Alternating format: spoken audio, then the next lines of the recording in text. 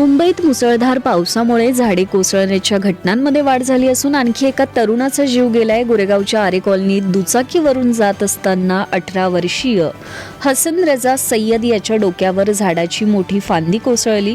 गंभीर जखमी झालेल्या हसनला रुग्णालयात दाखल करण्यात आलं, मात्र डॉक्टरांनी त्याला मृत घोषित केलं. या घटनेची आरे कॉलनी पोलीस ठाण्यात अपघाती मृत्यू म्हणून नोंद करण्यात आली आहे. यापूर्वी कुर्ल्यात झाड कोसळून 63 वर्षीय व्यक्तीचा, साकीनाका येथे उघड्या मॅनहोलमध्ये पडून एका व्यक्तीचा, तर चेंबूरमध्ये झाड अंगावर पडून एका शाळकरी मुलाचा मृत्यू झाला होता. सलग घडलेल्या या दुर्घटनांमुळे नागरिकांमध्ये संताप व्यक्त होत असून महापालिकेकडे तातडीने प्रतिबंधात्मक उपाययोजनांची मागणी केली जाते.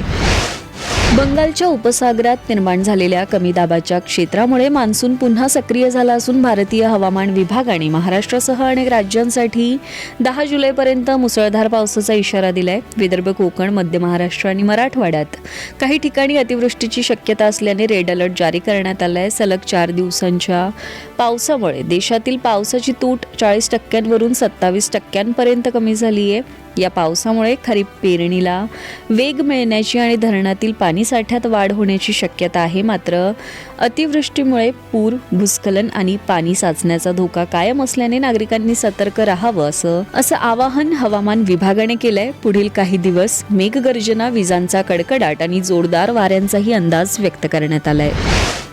महाराष्ट्राच्या राजकारणात ऑपरेशन टायगर 3 ची जोरदार चर्चा सुरू झाली आहे. शिवसेनेचे आमदार नरेंद्र भोंडेकर यांनी येत्या 8 दिवसात मोठी राजकीय घडामोड होणार असल्याचा दावा केलाय. लोक येतात जातात, काळजी करू नका, येत्या 8 दिवसात ऑपरेशन टायगर 3 होईल आणि ब्रेकिंग न्यूज मिळेल, असे भोंडेकर म्हणालेत. काही दिवसांपूर्वी उद्धव ठाकरे गटाचे 6 खासदार आणि विधान परिषदेचे आमदार सचिन अहिर यांनी एकनाथ शिंदे यांच्या शिवसेनेत प्रवेश केल्यानंतर पक्षाची ताकद वाढली आहे. दरम्यान आरोग्यमंत्री प्रकाश आंबेडकर यांनीही ऑपरेशन टायगर 3 चे संकेत देत अनेक आमदार आणि माजी मंत्री शिवसेनेत येणार असल्याचं म्हटलंय. त्यामुळे राज्याच्या राजकारणात आणखी मोठे पक्षांतर होण्याची शक्यता व्यक्त केली जाते.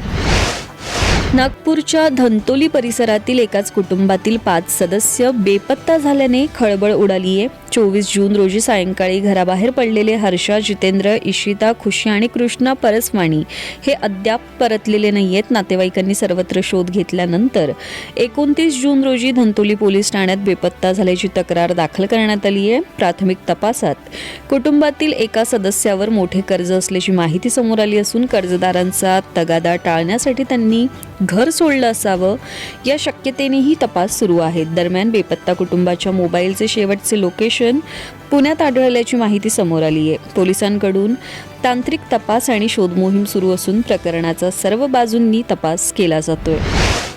अयोध्या राम मंदिरातील दानचोरी प्रकरणात धक्कादायक खुलासे समोर आले आहेत. मुख्य आरोपी अविनाश शुक्लाच्या 15 लाख रुपयांहून अधिक आर्थिक व्यवहारांची चौकशी सुरू असून त्याचा संबंध दानचोरीशी आहे का याचा पोलीस तपास करतायत. तपासात अविनाशने एका मैत्रिणीला सुमारे 2 लाख रुपये रोख आणि महागडा मोबाईल भेट दिल्याची माहिती समोर आली आहे.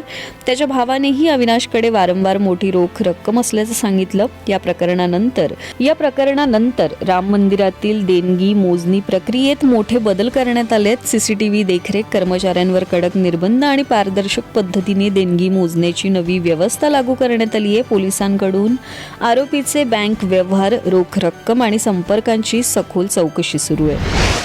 तामिळनाडूचे मुख्यमंत्री थलपती विजय यांच्या अडचणीत वाढ झाली असून डीएमके, AIADMK आणि भाजपने त्यांच्या विरोधात राज्यपालांकडे तक्रार दाखल केली आहे. मुख्यमंत्री विजय यांच्यावर आमदारांची फोडाफोड, सरकारी यंत्रणेचा गैरवापर आणि मंत्रिमंडळाच्या बैठकीत अधिकृत परवानगी नसलेल्या व्यक्तींना सहभागी करून घेतल्याचे आरोप करण्यात आलेत.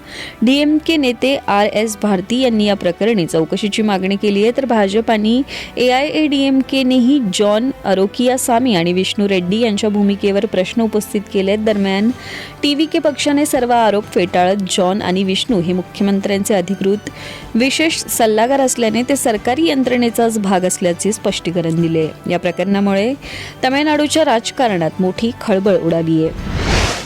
अमेरिकेचे राष्ट्राध्यक्ष डोनाल्ड ट्रम्प यांनी इराणबाबत पुन्हा आक्रमक भूमिका घेत खळबळजनक विधान केलंय. अमेरिकेची इच्छा झाली तर इराणच्या उर्वरित सर्वोच्च नेतृत्वाचा एका हल्ल्यात पूर्ण नायनाट करू शकतो असा दावा त्यांनी केलाय.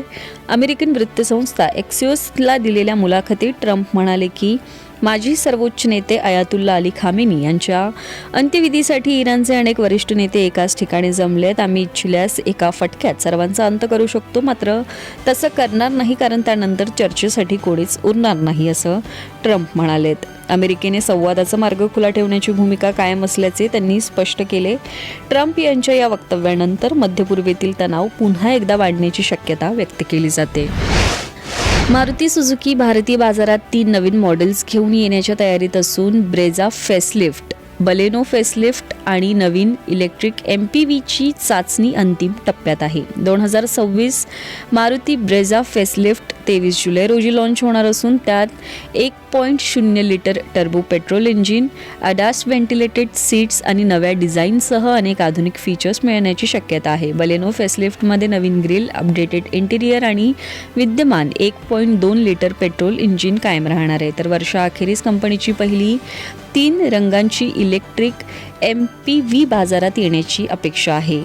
49 kWh आणि 61 kWh बॅटरी पर्यायांसह ही इलेक्ट्रिक कार एका चार्जमध्ये 543 किलोमीटरपेक्षा जास्त रेंज देऊ शकते. त्यामुळे मारुतीच्या आगामी लॉन्चकडे ग्राहकांचं लक्ष लागलंय.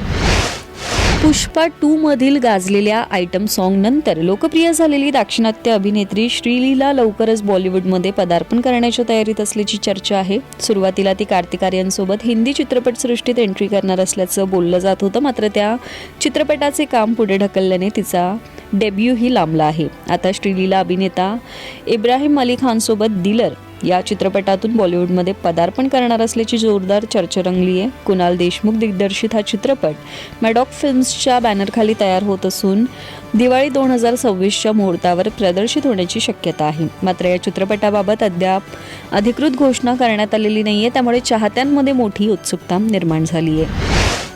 मँचेस्टर येथील दुसऱ्या T20 सामन्यात 15 वर्ष 99 दिवस वय असताना पदार्पण करत वैभव सूर्यवंशीने सचिन तेंडुलकरचा 37 वर्षांपूर्वीचा विक्रम मोडलाय. पदार्पणाच्या सामन्यात 14 धावा करणाऱ्या वैभवचा खेळपट्टीवरून सिनियर सहकारी अभिषेक शर्मासोबत झालेला एक संवाद सध्या सोशल मीडियावर तुफान व्हायरल होतोय.